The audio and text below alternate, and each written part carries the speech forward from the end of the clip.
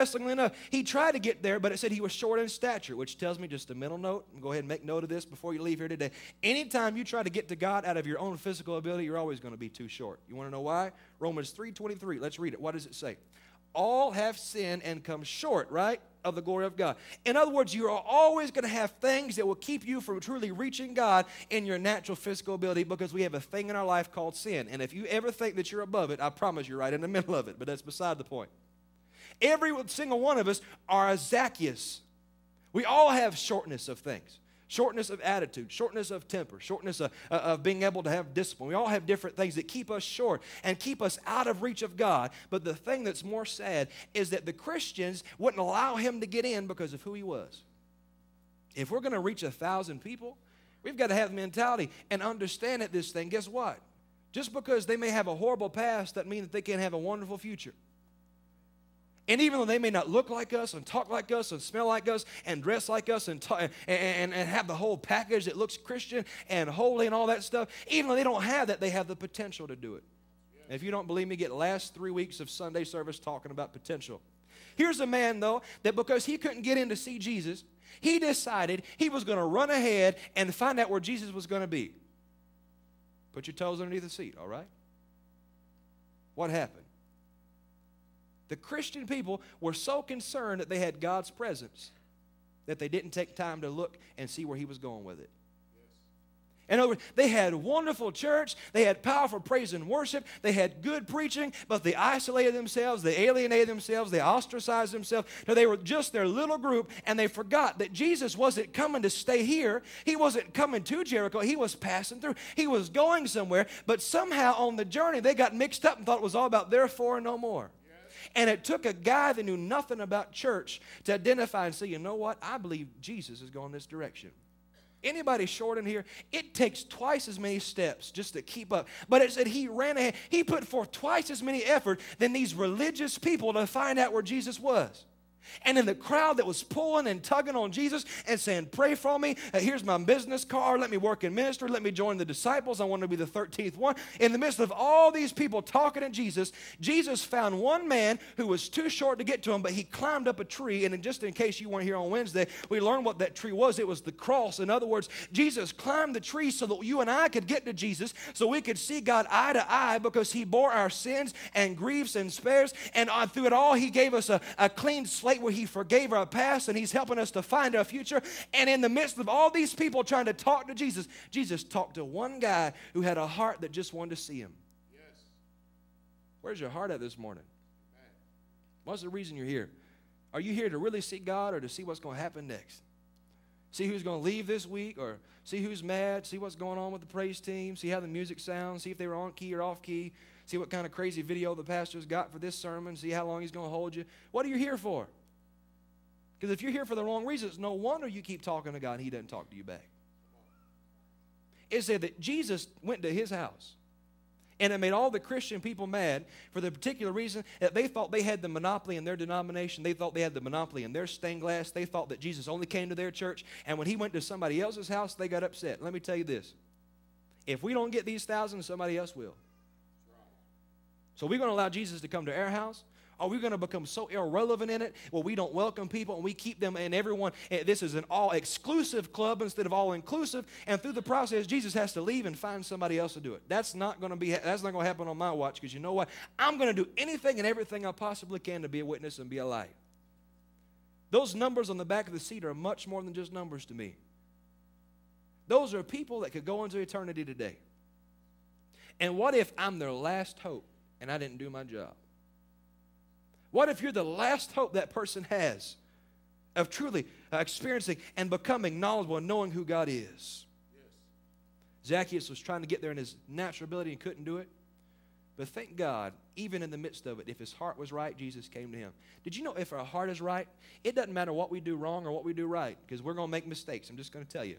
We're going to make people mad. We're going to get people upset. If we spend all of our time trying to make people like us, we'll be trying to impress people, never be impressed. We'll be trying to fix things that are eternally broken. We'll be trying to convince people that will never be convinced. But if our heart is right through it all, something amazing can happen. Something amazing can happen. This is kind of my dilemma with it all, though, is why would Jesus go to a sinner's house in the first place? Why would he go there? Ezekiel tells it to us like this, verse 3, or chapter 3, verse 15. It says it like this. Then I came to them of the captivity of Tel Aviv that dwelt by the river of Shebar, and I sat where they sat. Say, sat where they sat. And remained there, astonished among them 7 days. Somebody say 7. And it came to pass at the end of 7 days that the word of the Lord came unto me, saying, Son of man, I have made thee a watchman unto the house of Israel. Therefore hear the word at my mouth, and give them warning from me. Until he sat where they sat and saw what they saw, he was irrelevant to them. Jesus was an expert at getting on the level of those that really need him the most. If Jesus was an animal, he would have been a chameleon because he could blend in with anybody and everybody. I don't know how he did it. And that's what he was good at. And it was because his ability to sit where they sat and deal with what they dealt with that he was able to be a success. Notice salvation didn't come to Zacchaeus until Jesus went to his house. We want everybody to come to our house. When are we going to start going to somebody else's? Let's talk about the church room just for a second. When are we going to start fellowshipping with somebody else's church? We want them all to come here for our revivals and our services and our special meetings. When are we going to visit somebody else? And your pastor's not going to get upset with you and think that you left the church unless you come tell me. I might get mad at you. Just kidding. When are we going to start going to, let's not even talk about their house. When are we going to start getting in somebody else's business? Right where they are. If they're going through divorce, why in the world do we have to bring them here to help get them out of it? Why can we not minister to their needs wherever they are? On the telephone, at a coffee shop, anywhere, and in the aisle at Walmart, just by saying, you know what, it's going to be all right. I know what it's like to be there. Because this is the whole thing. The Christian people shunned Zacchaeus, but in reality, they forgot that it wasn't too much longer that they were in the same shoes Zacchaeus was. Isn't it amazing how when we get saved, we just have selective amnesia and we forget everything bad we ever did, or am I the only one in this place? I mean, we are good at it, aren't we? I mean, we look at people that did the same thing we used to do, and we'll judge them and talk about them and push them on the outskirts. When around a year ago, we were there too. Yes. I wish somebody would smile, because is all the air just sucking right out of this place? I know I'm sitting at a table and everything's a little different this morning, but that's the point of it. We just do this once a year. I'm not Mr. Rogers. My sister said, why don't you put a vest on and change your shoes? I said, that's way too much for today. We got enough going on. Jesus understood that you have to be relevant to the culture. Now, this is a big one. Say culture. Excuse me. I had to cough there. Culture. He sat there for 7 days, and it was after 7 days that God spoke to him and told him what to do. Somebody say 7. In Genesis, God established a principle of completion of 7 revolutions. 1, 2, 3, 4, 5, 6, 7. Start over. Monday, Tuesday, Wednesday, Thursday, Friday, Saturday, Sunday. Rest on 7. Start over on Monday. 7. In other words, every 7 there's a new cycle. In other words, God said, until you can understand through a cycle of their life, and that cycle clicks over and becomes new again, you really can't relate to them. What are we talking about? The Bible calls it wineskin. Can I really be honest with you? Did you know that in the culture that we live in, most people consider the church irrelevant because they feel like we're boring and we're out of touch?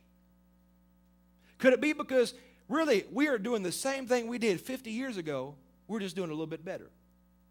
But we've never got anything new. We've never recycled. And when the new cycle kicked in, we just used their old things that used to work and tried to institute them with new names on them and polish them up just a little bit so that nobody couldn't tell us the old way of doing it. Old mindsets, old mentalities, old attitudes. And through the process, we become irrelevant. Because every 7, you've got to start over. I'm going to be as bold to say this. Every 7 years, this church needs to reinvent itself. Why is that? People get dull. We get tired of old things. We want new cell phones. We want smaller TVs. We want microwave things that work better. We want quicker services. It amazes me because, in general, we want the front of the bus, the middle of the road, and the back of the church. But that's just beside the point. Just throwing that out there. Isn't it amazing how we want new things all the time? We don't want what's familiar. When something new comes out, and this is just me and my wife, where's she at? She's going to throw something at me. And when it comes to technology, I love technology. All the new stuff, I love to have it. And I got this new Bluetooth headset thing to go with my phone, and I love it, but I have an old one in the drawer because it's old. And I want a new thing because I like something new. What is it that you like that's new? All of us have different things that we like because we enjoy the newness of it. In other words, we've got to have some things that are new. Can I just take very quickly, take a step back and look at culture, how much it's changed?